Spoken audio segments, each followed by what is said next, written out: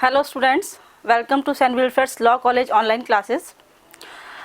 Today we are going to discuss on the topic of transfer of suit which defined in sections 22 to 25.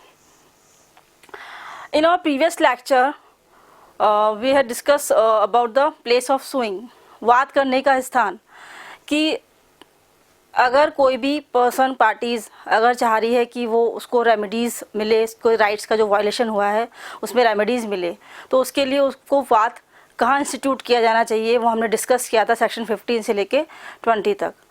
अब यहाँ पर transfer of suits की बात की जा रही है कि कोई भी कोर्ट है उसको पावर है कि वो उस पार्टीज़ के कन्वीनियंट के अकॉर्डिंग सूट को ट्रांसफ़र कर सकते हैं, विड्रॉल कर सकते हैं और रीट्रांसफ़र कर सकते हैं।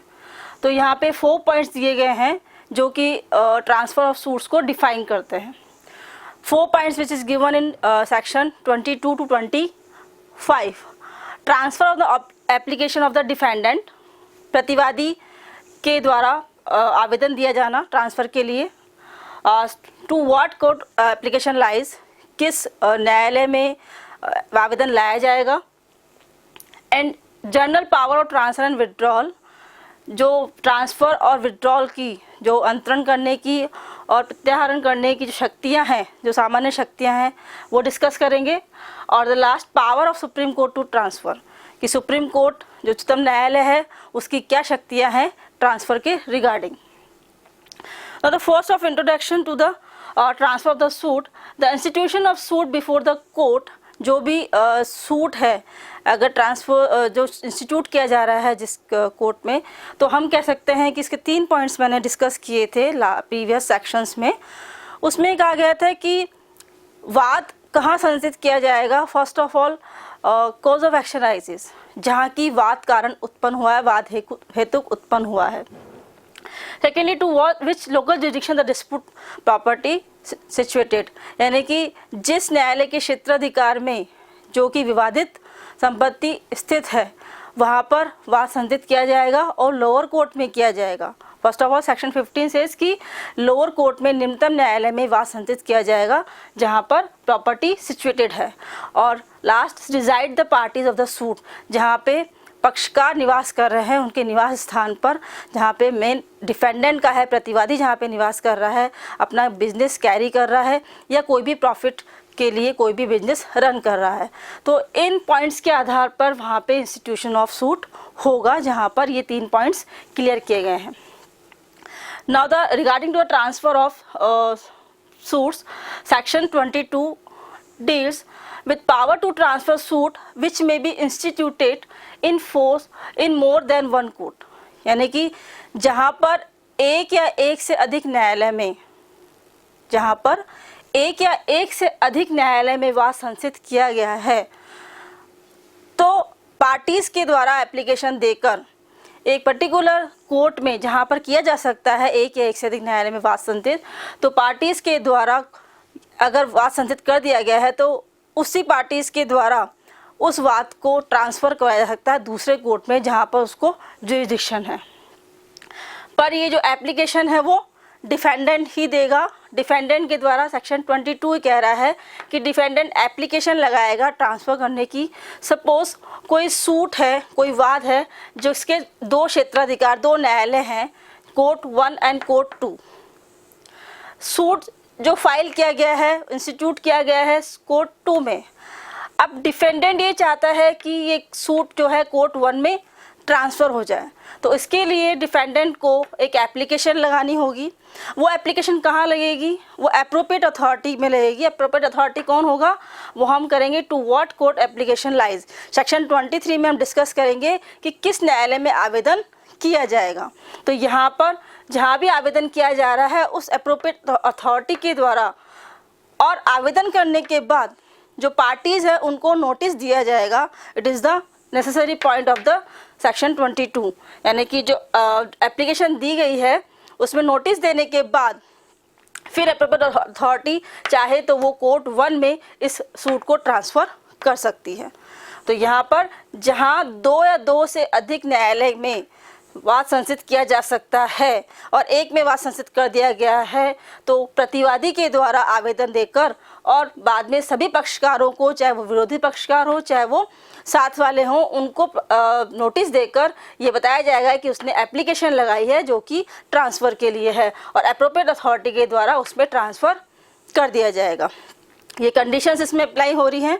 कंडीशंस हैं such application should be made at earliest opportunity, यानी कि जो एप्लीकेशन दी जानी चाहिए वो अर्लीस्ट अपॉर्चुनिटी मतलब शीघ्रतम अवसर पर दी जानी चाहिए। Secondly answer the matter if issues are to be settled at or before the settlement of the issues the opposite party to be served with a notice, यानी कि जो भी इश्यूज रेज हुए हैं या होने वाले हैं उनको डिसाइड करने से पहले, उनके सेटलमेंट से पहले डिफेंडेंट को चाहिए कि वो उसका नोटिस एप्लीकेशन देकर और नोटिस अपोजिट पार्टी को सेंड करे by the court.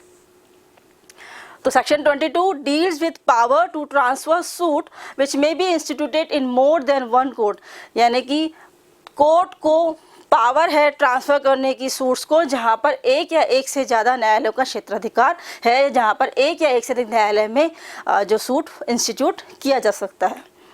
Now section 23 deals with to what court application lies, यानी कि कौन से न्यायालय में आवेदन किया जा सकता है, इसके लिए क्षेत्राधिकार क्या है। यहाँ पे जो एप्रोप्रिएट अथॉरिटी है वो सेक्शन 23 बता रहा है कि एप्रोप्रिएट अथॉरिटी क्या है। इससे पहले कि हम देखेंगे 22 में इसके कुछ ग्राउंड्स दिए गए हैं कि ट्रांसफर्स के ग्राउंड्स क्या हैं। एप्रोप्रिएट अथॉरिटी जो एप्लीकेशन लेकर आया है, डिफेंडेंट जो आवेदन लेकर आया है, उसके ग्राउंड्स क्या हैं, आधार क्या है कि किस आधार पर एप्रोप्रिएट अथॉरिटी उस चीज़ को डिस्कस करेगा या उसको सूट को ट्रांसफ़र करेगा। First, easy for the plaintiff and defendant as convenient, अगर कोई भी प्लेंटिफ है जिसको कन्वीनियंट नहीं है वो आ नहीं सकता है, या डिफेंडेंट है वो आ नहीं सकता है, या कोई ऐसा रीज़न है जो कोर्ट को रीजनेबल लगता है, उसके आधार पर ट्रांसफ़र किया जा सकता है। Witness require for proper trial, trial के लिए जो विटनेस हैं वो प्रॉपर होने चाहिए और उनका प्रॉपर ट्रायल के लिए विटनेस की रिक्वायरमेंट ज़रूरी है। तो अगर वो उस जहाँ पर वाद संचित किया गया है वहाँ पर वो नहीं आ सकते हैं तो डिफेंडेंट ये चाहता है कि भाई उसका वाद दूसरे न्यायालय में जहाँ पर विटनेस को कन्वीनियंट हो वो ट्रांसफ़र करवा सकते हैं। Complexion of issue in the suit, जहाँ पर लगता है कि सूट में कोई भी कॉम्प्लेक्शन जटिलता है वहाँ पर वो ट्रांसफ़र करवा सकता है। And convenient of a particular place of trial having regard to the nature of evidence, evidence की नेचर को देखते हुए, उसकी कन्वीनियंट को देखते हुए, इन सब आधारों को देखते हुए जो एप्रोप्रिएट अथॉरिटी है इनमें से कोई भी एक ग्राउंड्स पर वो ट्रांसफ़र कर सकती है। नाउ सेक्शन 23, सेक्शन 23 तीन इसमें पॉइंट्स दिए हुए हैं कि कहाँ कहाँ पर एप्लीकेशन फाइल की जा सकती है। अब इसमें कहा गया है कि जहाँ पर फर्स्ट, जहाँ पर दो सबऑर्डिनेट कोर्ट्स हैं जो कि एक ही अपीलेट कोर्ट के सबऑर्डिनेट हैं, जहाँ पर दो अधीनस्थ न्यायालय जो कि एक ही अपीलीय न्यायालय को सबऑर्डिनेट करती हैं, तो उस अपीलेट कोर्ट में आवेदन दिया जाएगा। इसको हम एग्जाम्पल से समझते हैं।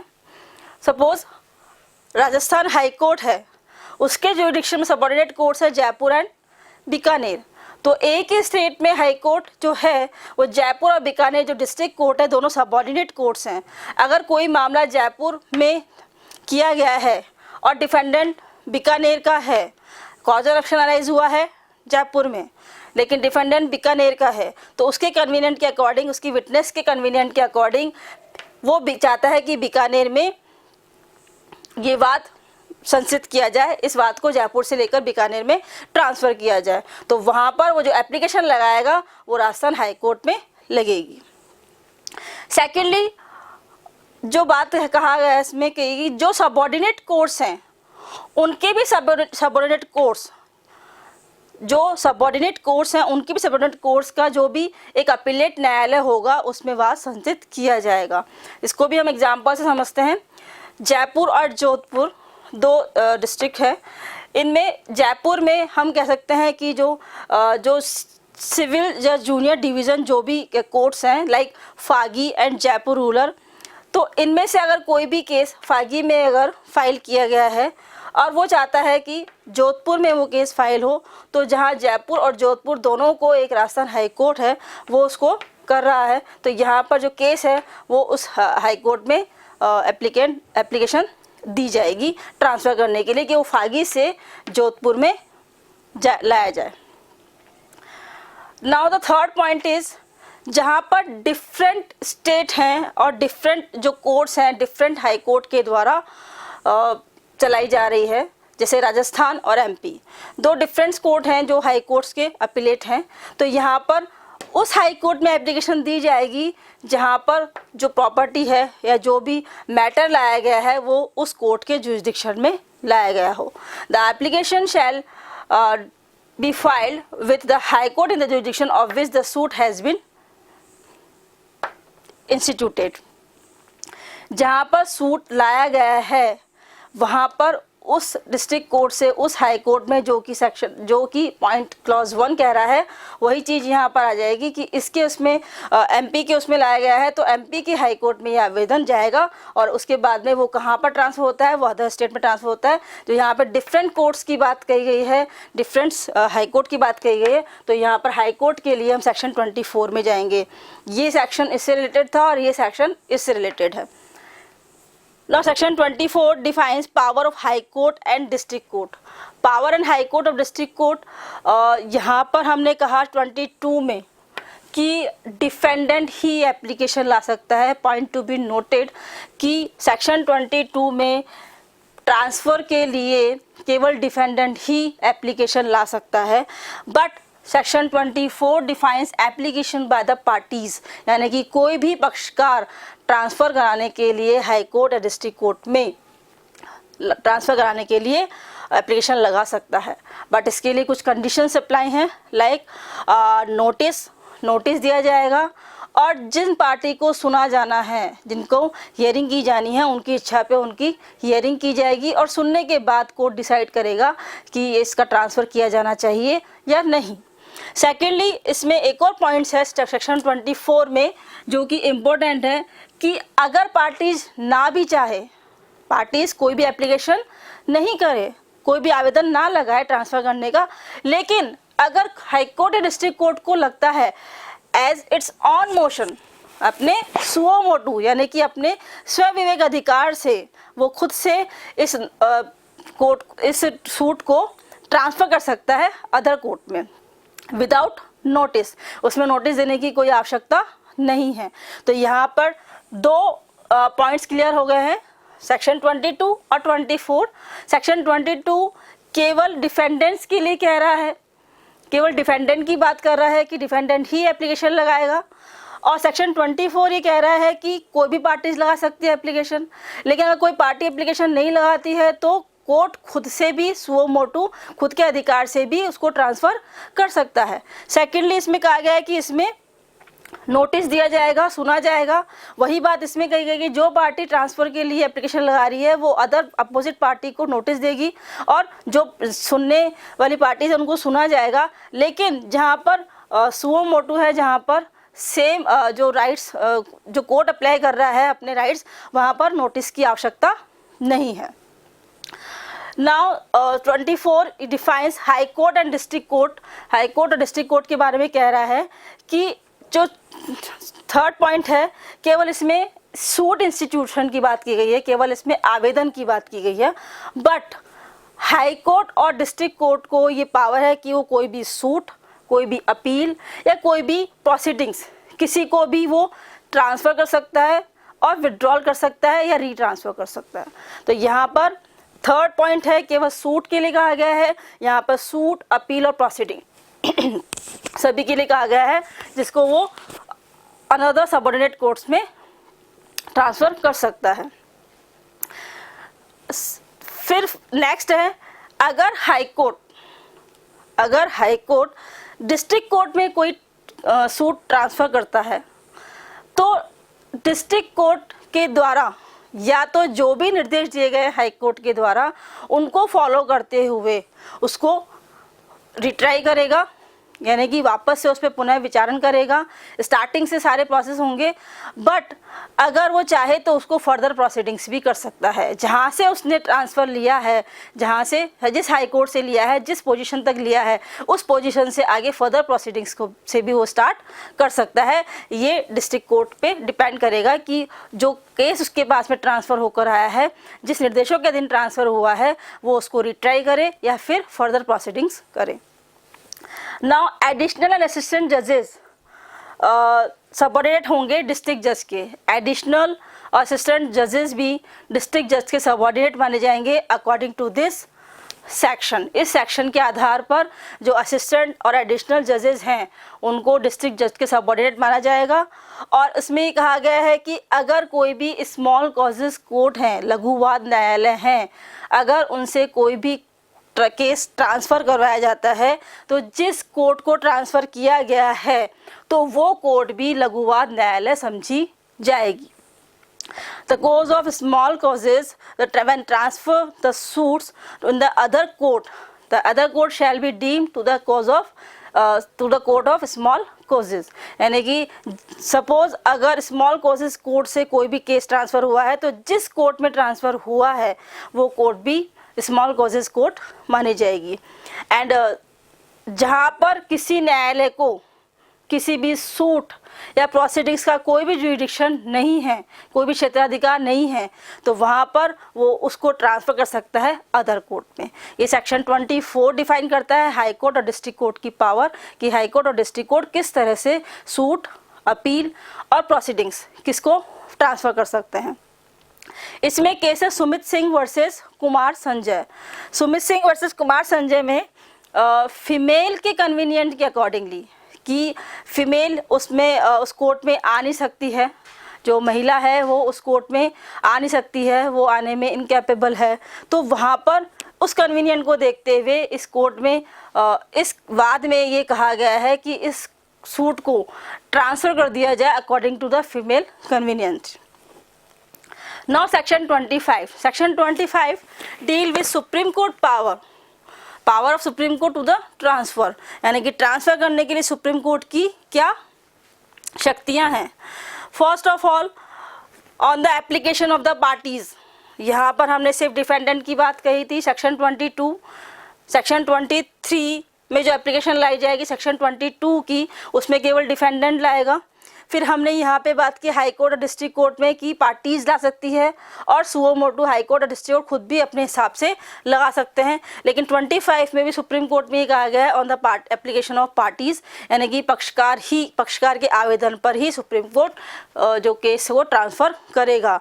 लेकिन नोटिस अपोजिट पार्टी को नोटिस देने के बाद और उसकी हियरिंग के बाद में देन ट्रांसफ़र जो भी सुप्रीम कोर्ट है, सुप्रीम कोर्ट एक ही है, तो सुप्रीम कोर्ट एक स्टेट से एक स्टेट के हाई कोर्ट से और डिस्ट्रिक्ट कोर्ट से अदर स्टेट के हाई कोर्ट और डिस्ट्रिक्ट कोर्ट को केस ट्रांसफ़र कर सकता है।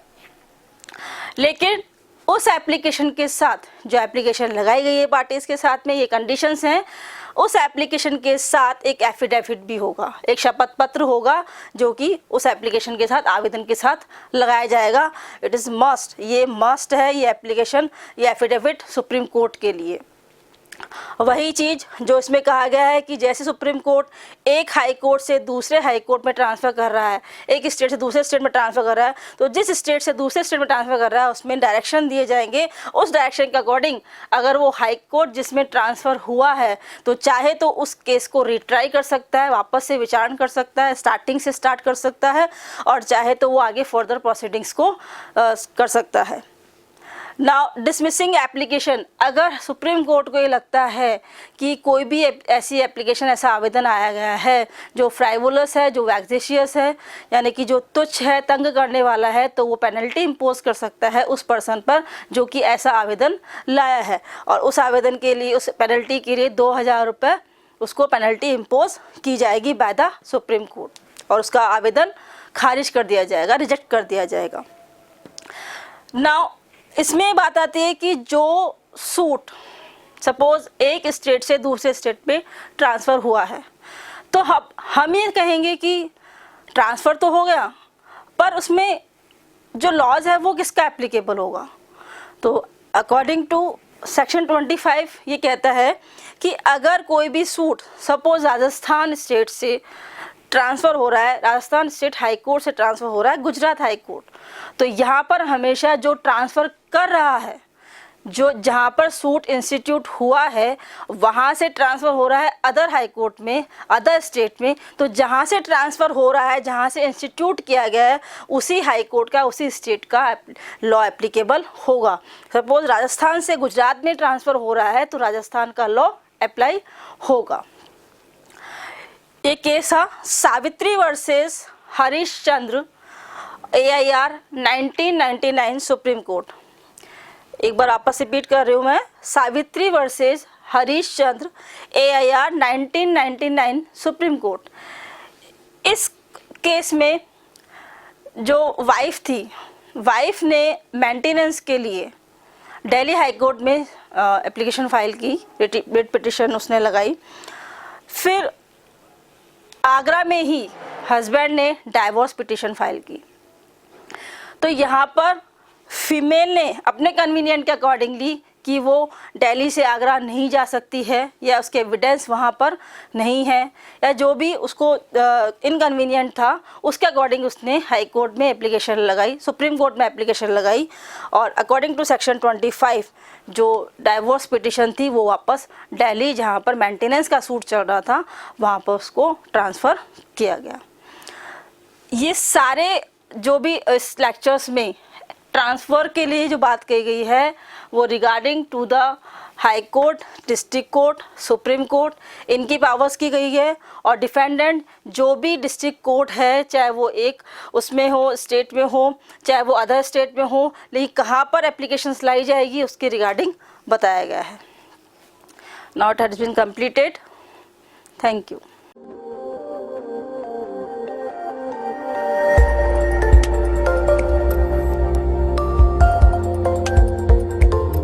at St. Wilfrid College of Law, Sector 10, Meera Marg, Madhyam Marg, Jaipur, Rajasthan.